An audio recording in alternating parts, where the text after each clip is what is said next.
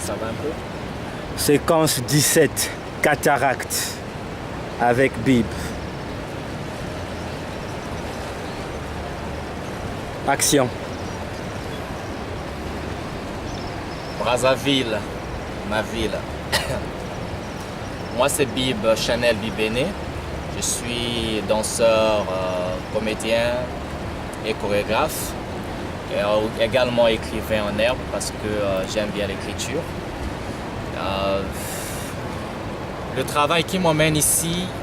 Présentation encore. Ok.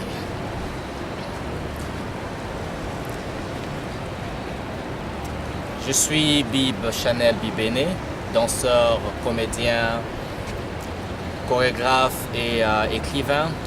Écrivain en herbe. Écrivain en herbe parce que je ne suis pas encore édité pour le moment et j'aime bien écrire. Écrire tout ce qui me traverse la tête, écrire tout ce qui me chatouille, tout ce qui me tient à cœur, tout ce qui je pense mérite bien d'être mis sur papier. Et en ce moment, je travaille sur Tabou et Héros. Tabou et Héros, et le titre, je l'ai dit également en anglais, Tabou and Hero. Tabou donc, tabou, les interdits, comme le mot le dit, et je l'emmène plus loin par le manque de liberté d'expression et manque de liberté d'expression notamment dans les pays du Sud, pays africains au régime dictatoriaux. Et héros, ici je définis les héros par forcément des gens comme Nelson Mandela, Kwame Nkrumah, Martin Luther King ou tous ceux qui ont, ou Mère Teresa, tous ceux qui ont combattu pour le bien-être des humains.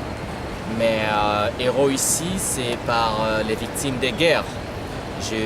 Tabou et Héros notamment parle des victimes des guerres parce que je viens du Congo-Brazzaville et j'ai connu la guerre, les guerres civiles, la guerre de 1993, la guerre de 1997, celle de 1998 qui m'a pris en ce moment-là. En 1998, je me retrouvais à Dolisie. Mais je n'insisterai pas sur mon expérience de guerre, mais plutôt sur le processus de travail. Le travail qui m'a mené à Brazzaville, ou qui me ramène à Brazzaville, qui est ma ville natale. Depuis un certain moment, quelques semaines, je me suis mis justement à rencontrer des familles, à rencontrer des gens, les femmes et les hommes, et à récolter leurs témoignages, à leur poser des questions sur ce qu'ils ont pu vivre pendant les guerres. Donc si je me suis intéressé à ces personnes, parce que pour moi c'est les héros. C'est des gens qui, dans des conditions très difficiles, des conditions de guerre, ont pu résister, quoi. Et jusqu'à aujourd'hui résistent parce qu'il y a eu les effets après-guerre. Certains ont été traumatisés, nombreux ont perdu un membre de leur famille et nombreuses des femmes et des filles ont été violées. Mais nombreuses ne se sont pas suicidées, nombreuses se sont suicidées ou nombreux, parce qu'il y a également les hommes qui ont été violés, le viol qui a consisté également à dire à un homme, à forcer un homme de faire l'amour à sa fille ou demander à un garçon de coucher avec sa mère ou avec sa sœur. Certains sont arrivés à ce point-là, mais certains, nombreux ne se sont pas suicidés, nombreux se sont suicidés. Mais pour ceux-là qui ne se sont pas suicidés, je dis que ils vivent une vie d'enfer parce que ça reste gravé dans la mémoire, ça reste aussi gravé sur la peau, dans le cœur. Donc pour moi, je définis ces gens-là comme des héros. Les héros des guerres, c'est ceux-là qui malgré les difficultés, malgré les désastres, ils persistent, ils résistent à vivre leur vie, à trouver un semblant ou à trouver une portion de bonheur dans quelque situation que ce soit dans cette société. Et donc, également, le projet a été motivé, Tabou and Hero a été motivé par rien qu'à regarder autour de moi. Pas forcément moi qui ai vécu une situation de guerre en tant que telle. Aujourd'hui, j'ai la force de vous parler, j'ai la force, l'énergie, je suis en bonne santé.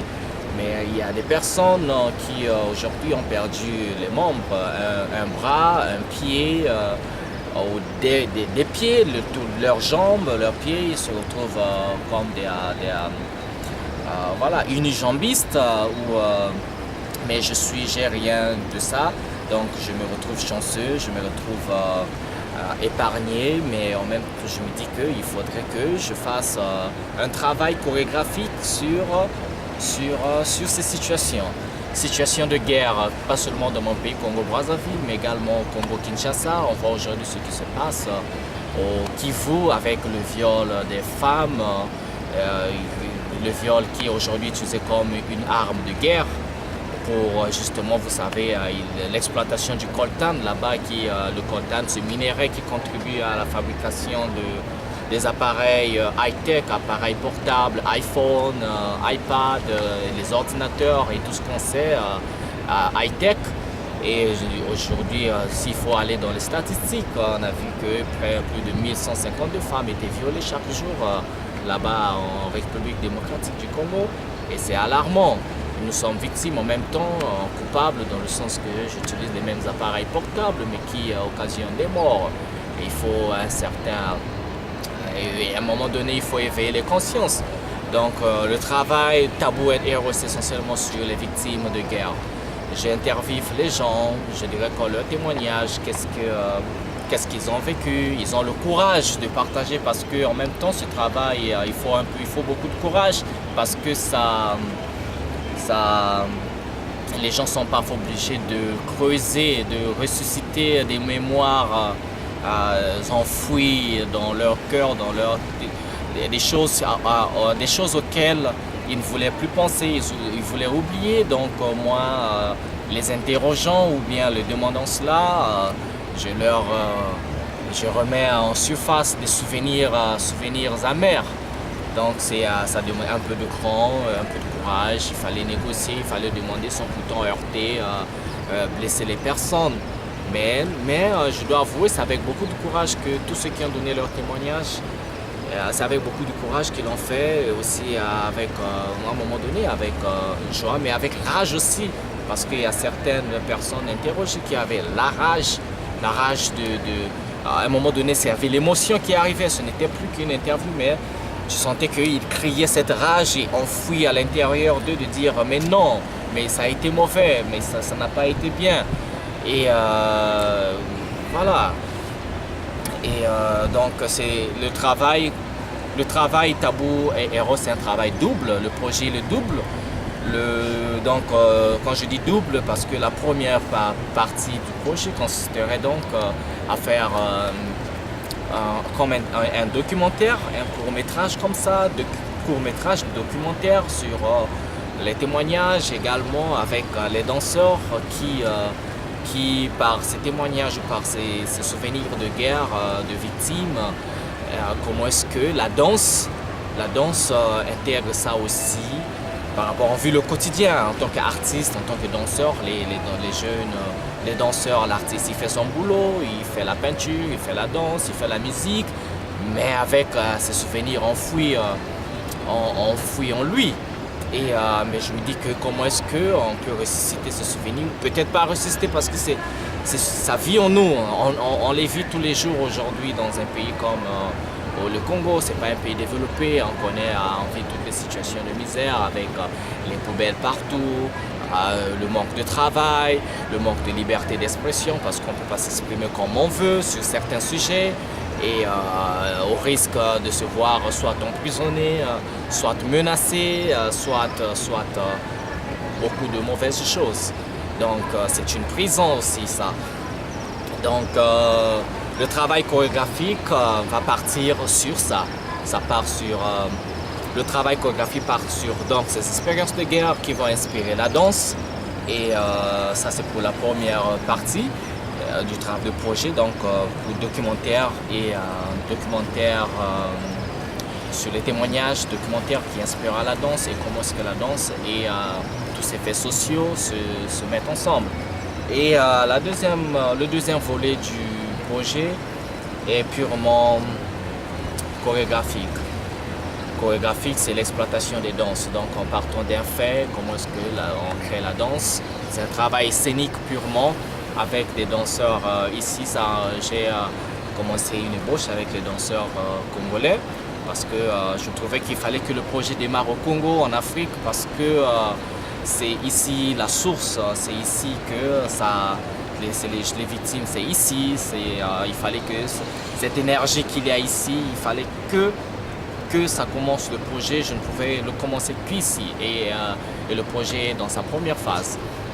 Et le projet va continuer aux États-Unis avec des artistes américains et des artistes avec qui j'aurai des conversations, avec qui je partagerai mon expérience à moi, de l'environnement où je viens et de ces situations, parce qu'ils n'ont pas vécu ça, ils n'ont pas connu les guerres. C'est difficile de travailler avec, ça pourrait être difficile de travailler avec un danseur qui est américain, qui a vu les guerres peut-être qu'à la télé ou peut-être pas, ou a entendu une situation en Afrique comme ça de guerre. Et aujourd'hui, on voit ce qui se passe en Libye, ce qui se passe en Côte d'Ivoire. Même si en Côte d'Ivoire, les médias ne sont pas en parler, on croirait qu'il n'y a plus rien, mais il y a des morts chaque jour en Côte d'Ivoire. Et me voilà, donc je me dis que je prendrai le temps d'expliquer avec les artistes américains que voilà comment ça se passe. J'ai les données vidéo, quelques exemples, on ira sur le net pour voir partout. Donc je vais un peu les emmener dans mon environnement, de cet environnement, pour qu'ils intègrent aussi le caractère, enfin chacun des caractères que je voudrais sur dans le projet purement chorégraphique. Donc c'est un tout petit peu ça le projet qui démarre avec une équipe ici, également une équipe là-bas. Mais après le souhait, c'est de trouver les moyens nécessaires, moyens techniques, moyens financiers pour avoir peut-être un danseur, deux danseurs artistes d'ici, aux 3, aux 4, ici au Congo-Brazzaville, qui pourraient également travailler aux États-Unis ou également avoir les danseurs, les artistes de là-bas travailler ici pour continuer dans cette amorce du projet qui est à sa première phase aujourd'hui et qui va continuer en résidence à partir du mois de novembre, décembre, janvier, février, mars, pour les représentations fin mars, avril. Et donc, on va trouver les moyens pour mettre les artistes des deux environnements qui se mettent ensemble pour partager ça et justement rendre ça au public. Le but, c'est vraiment... il faut le montrer, il faut le dire, c'est quoi ce qui se passe. C'est pas tout le monde qui regarde la télévision, des situations, tout ça. Il y a aussi parfois l'envie de s'échapper de tout ce qui est mauvais, de tout ce qui est blesse, parce qu'on ne veut pas mettre sa vie dans une boîte de misère. Donc je dis, mais il faut bien que les gens, si tout le monde pouvait faire un effort d'être alerte à ce qui se passe dans les pays en guerre, je pense qu'il y aura comme ça un éveil de conscience aussi, la volonté de dire non et d'en parler tout simplement à ceux qui ne connaissent pas. Et dire non pour stopper, on sait que la plupart du temps quand il y a une guerre, c'est toujours pour des intérêts égoïstes, intérêts liés soit au minéral, le pétrole, le diamant ou le coltan, comme j'ai dit tout à l'heure, ou les minéraux. Souvent ça, et c'est la population innocente qui en souffre, qui en prend des coups, qui est dans toute leur vie, dans leur chair, dans leur âme, je dis bien dans leur âme parce que le traumatisme peut rester à vie. Donc c'est ça, Taboo and Hero.